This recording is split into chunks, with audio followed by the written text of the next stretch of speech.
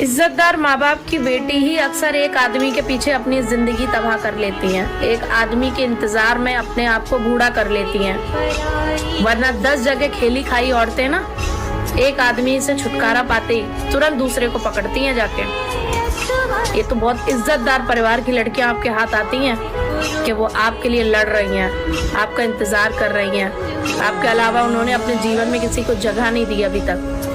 खुशनसीबी समझिए आप अपनी। वो कहते हैं ना, हीरे की परख जौहरी को होती है, सोने की परख सुनार को होती है, लेकिन आप किसी की भी परख नहीं कर सकते। आप इतने ज्यादा बेकार हैं।